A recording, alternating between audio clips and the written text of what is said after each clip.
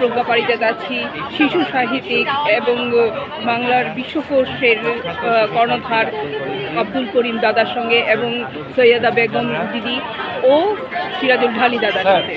একটু যদি বইমেলা, তো অফকোর্স আমরা জানি যে মানুষের ঢল, তার সাথে বইয়ের ঢল, আর আপনি নিজেও একটি অসামান্য কাজ করেছেন, কদিন পরেই সেটা আমরা হাতে পাবো। প্রথমে সেই বিশ্বকোষ সম্বন্ধে শুনে নিই, তারপর আপনার অভিব্যক্তি শুনবো বইমেলায়। বাঙালি বিশ্বকোষ প্রকাশিত হয়েছে, সম্পন্ন কাজটি বের হবে 21শে ফেব্রুয়ারি কলেজ স্কোয়ারে। 4000 মানুষের, জীবন্ত মানুষের সংক্ষিপ্ত জীবনী এবং তার সঙ্গে যোগসূত্র তৈরি করার জন্য phone number, mail ID, WhatsApp number সহ তার ঠিকানা, জন্মবৃত্তান্ত, শিক্ষা এবং তার জীবনের কর্মসূচি। বাঙালি, বাংলা ভাষাভাষী মানুষ একে অপরের সঙ্গে পরিচিত হয়ে উঠবে। বর্তমানে বিশ্বে প্রায় 40 কোটি বাংলা ভাষাভাষী মানুষ, যা বিশ্বের জনসংখ্যার প্রায় 5%। এটি একটি বড় সংখ্যার মানুষের ভাষা। এই ভাষার মানুষ যাতে একে অপরের সঙ্গে সংযোগ স্থাপন করতে পারে, বিশ্বে নেতৃত্ব দেওয়ার ক্ষমতা বাঙালির আছে, আগামী দিন ক্রমশ বৃদ্ধি পাবে। বর্তমানে আপনারা বোধহয় জানেন যে ব্রিটেনের 4 জন মেয়র, তারা ভাষায় বাংলা ভাষাভাষী মানুষের থেকে তাদের জন্ম। এই রকম মন্ত্রিত্বে বিভিন্ন দেশে 4 জন প্রধানমন্ত্রী এবং রাষ্ট্রপতি, বাংলাদেশ পশ্চিমবাংলার বাইরেও তারা বাংলা ভাষাভাষী তারা পৌঁছে সেখানে এই দায়িত্ব পালন করেছেন। এই বড় জাতি, বাঙালি জাতি, যাদের উৎপত্তি হয়েছিল ইরান থেকে সূচনা পর্ব, এবং ক্রমশ আমরা আজকে দাঁড়িয়ে আছি আন্তর্জাতিক কলকাতা বইমেলায়। যে কলকাতা হচ্ছে বাঙালির পীঠস্থান।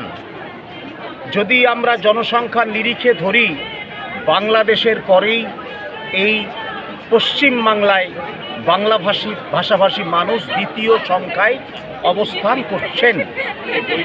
এই বাঙালির যে ভূমি এবং বাঙালি মানুষের যারা ভূমিপুত্র এই বাংলায়, তাদের অস্তিত্ব ক্রমশ শহরাঞ্চল কেন্দ্রিক ক্ষীণ হয়ে উঠছে। বাঙালি কৃষিকাজ সেখানেও দুর্বল হচ্ছে, বাঙালি শিল্পের ক্ষেত্রে দুর্বল হচ্ছে, শিক্ষার ক্ষেত্রে বাংলা ভাষা অপমানিত হচ্ছে, লাঞ্ছিত হচ্ছে। এই বইমেলা থেকে আমাদের বার্তা দিতে চাই, বাঙালি সমাজ বিশ্বকোষের মাধ্যমে আগামী দিন সংগঠিত হয়ে উঠবে, একে অপরের দুর্বল এবং সবলতাকে পৌঁছে দেবে মানুষের মাঝে। বাঙালি শক্তিশালী হোক, বাঙালি হোক শ্রেষ্ঠ মানবিক বিশ্বের। এই আমার বাসায় কথা বাঙালি বিশ্বকোষের সম্পাদক কনভেনার সৈয়দা বেগম। আচ্ছা, কলকাতা বইমেলায় আপনাকে দেখে খুব ভালো লাগছে। আমার এসে খুব ভালো লাগছে, খুশি। আপনারা ভালো থাকুন, আপনারাও এই বলার কিছু। বাঙালিদের জন্য কিছু বার্তা দিদি। ওই কলকাতা লাইভ এট 49 কলকাতা ইন্টারন্যাশনাল। দাদা একটা কিছু বলুন, এই করিম দা যা বললেন সেই বিষয় নিয়ে আপনি। প্রথমেই বলবো, শেখ আব্দুল করিম সাহেব হচ্ছে, আপনারা জানেন, আমার এক বিশেষ বন্ধু, যিনি শিশু সাহিত্যে ইতিমধ্যে ঝড় তুলেছেন।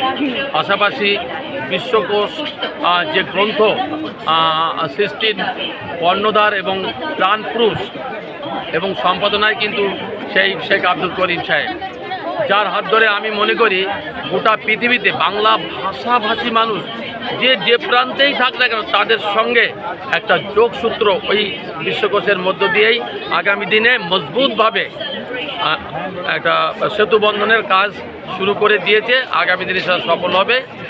আগামী 21শে ফেব্রুয়ারি সেই বিশ্বকোষ কিন্তু প্রকাশের মুখে থিওসফিক্যাল সোসাইটি কলেজ স্কোয়ার কলকাতার বুকে। ইতিমধ্যে আমরা সেইটাকে কেন্দ্র করে এখনও যে করণীয় কাজগুলো আছে সেগুলো কিন্তু করছি। আমি ওনার কী বলবো, একজন বিশেষ বন্ধু হিসেবে সর্বদাই পাশে থাকার চেষ্টা করি। আর এই আন্তর্জাতিক কলকাতা বইমেলাতে আমি শুধু একটা কথাই বলবো যে পৃথিবীতে যদি বাংলা আর বাংলা ভাষাভাষীর মানুষ থাকে, আমার মনে হয় না আর পৃথিবীতে কিছু দরকার আছে। আলোর পত্রিকা নিউজ চ্যানেল থেকে প্রজ্ঞা পারিজাত অবশ্যই এই কথায় সহমত পোষণ করে এবং আলোর পত্রিকা নিউজ চ্যানেলের দর্শকরাও সহমত পোষণ করে এবং সাথে থাকবে বিশ্বকোষের সাথে থাকবে করিম দাদার, সৈয়দা বেগমের সঙ্গে এবং সিরাজুল ঢালি দাদার সাথে। নমস্কার, ধন্যবাদ, ভালোবাসা আপনাদের সবাই। নমস্কার।